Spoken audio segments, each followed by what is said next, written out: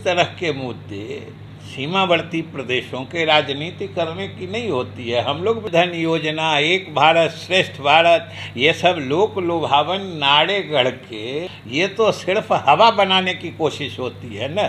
नीतीश कुमार धरातल पर और गरीबों के हित में काम करते हैं। अविश्वास प्रस्ताव पर बिहार के वित्त मंत्री विजय चौधरी ने कहा कि मणिपुर की घटनाओं में केंद्र और राज्य सरकार दोनों विफल रही हैं। दोनों जगह बीजेपी है और घटनाओं पर नियंत्रण पाने में विफल है। गृह मंत्री के 3 बार दौरे के बाद भी शांति स्थापित नहीं हो पाई। ये देश के लिए चिंता की बात है। संसद में केंद्र सरकार के खिलाफ अविश्वास प्रस्ताव पर बहस चल रही है। इस अविश्वास प्रस्ताव का नतीजा जो भी हो, और वैसे नतीजा तो संख्या बल के आधार पर होता है, इसलिए कुछ और बहुत प्रत्याशित उम्मीद भी नहीं की जाती है। लेकिन मणिपुर के मामले में एक चीज़ तो बिल्कुल स्पष्ट है कि मणिपुर की घटनाओं के संबंध में वहाँ की राज्य सरकार और केंद्र सरकार दोनों विफल रही है। कि इस हिंसा के दौर की शुरुआत में मणिपुर की भाजपा सरकार ने जिस तरीके से पक्षपाती रवैया अपनाया, उससे राज्य के नागरिकों के एक बड़े हिस्से में असंतोष की भावना और बढ़ी और हिंसात्मक घटनाएं और बढ़ गई राज्य सरकार के एक तरफा रुख के कारण। ये तो अपनी उनकी सोच दर्शाता है ना। ये तो किसी व्यक्ति, किसी नेता या किसी राजनीतिक दल की सोच या उनके सोचने का ढंग और दिशा को दर्शाता है। हम ही ने कहा कोई इस तरह के मुद्दे सीमावर्ती प्रदेशों के राजनीति करने की नहीं होती है। हम लोग भी मानते हैं और केंद्र सरकार से ज़्यादा हम लोग मानते हैं। लेकिन आखिर वहाँ की घटनाएं जो दिन ब दिन बिगड़ती चली गई, 3 महीने से हिंसा चल रही है, ये देख के कौन संवेदनशील नागरिक चिंतित नहीं होगा? सीधी बात।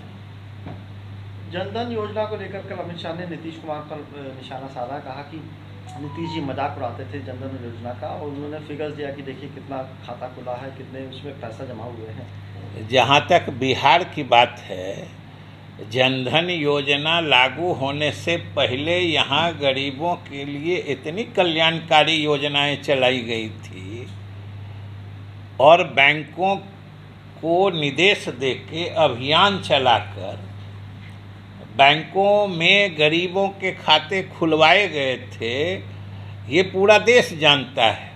और सबसे बड़ी बात है, ये आपको एक चीज़ से स्पष्ट हो जाएगा कि डीबीटी जो कहते हैं, डायरेक्ट बेनिफिट ट्रांसफ़र, जो लोगों को कोई मदद या कोई अनुदान जो दी जाती है, ये माध्यम किसी माध्यम से या किसी काइंड या किसी वस्तु के रूप में नहीं। जैसे साइकिल योजना ही की बात लीजिए ना।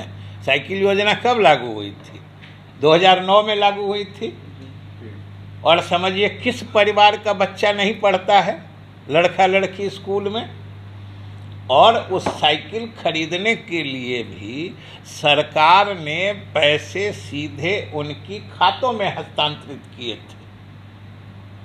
और उनके खाते थे तब तो हस्तांतरित किए थे। और किस परिवार का बच्चा नहीं पढ़ता था किस स्कूल में? तो बिहार भाई उनके जनधन योजना से बहुत पहले से, इनकी तो सरकार बनी है 2014 के बाद, हम 2009 की बात कह रहे हैं।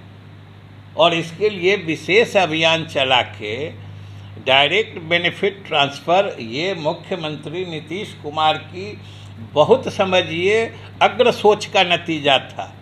केंद्र सरकार ने तो बाद में सोचा है, बिहार में नीतीश कुमार ने इस चीज़ को पहले ही समझा और पहले ही लागू किया कि हर योजना में जिसमें सरकार मदद देती है, सहायता करती है, अनुदान देती है, वो हम सीधे खाते में देंगे। और ये कोई समझ सकता है कि खाते में तो तभी न जाएगा जब खाता रहेगा। सामाजिक सुरक्षा पेंशन की योजना कोई इन्होंने लागू की है, उसमें भी सीधे खाते में पैसे जा रहे हैं। और सामाजिक सुरक्षा पेंशन योजना तो गरीबों के लिए ही है, और उन गरीबों के मजलूमों के खाते थे तब तो हम उन खाते में डालते थे। तो इसलिए हमने कहा कि ये जनधन योजना, एक भारत श्रेष्ठ भारत, ये सब लोक लुभावन नारे गढ़ के ये तो सिर्फ हवा बनाने की कोशिश होती है ना। बिहार सरकार और नीतीश कुमार धरातल पर और गरीबों के हित में काम करते हैं, न ये नारे गढ़ते हैं, न प्रचार करते हैं, न हवा बनाते हैं। पटना से अभिषेक कुमार, पंजाब केसरी टीवी। हमसे जुड़े रहने के लिए हमारे YouTube चैनल को सब्सक्राइब करें और नई वीडियो की नोटिफिकेशन के लिए बेल आइकॉन को दबाएं। अगर आप ये वीडियो Facebook पर देख रहे हैं तो लाइक जरूर करें और ज्यादा से ज्यादा शेयर करें। धन्यवाद।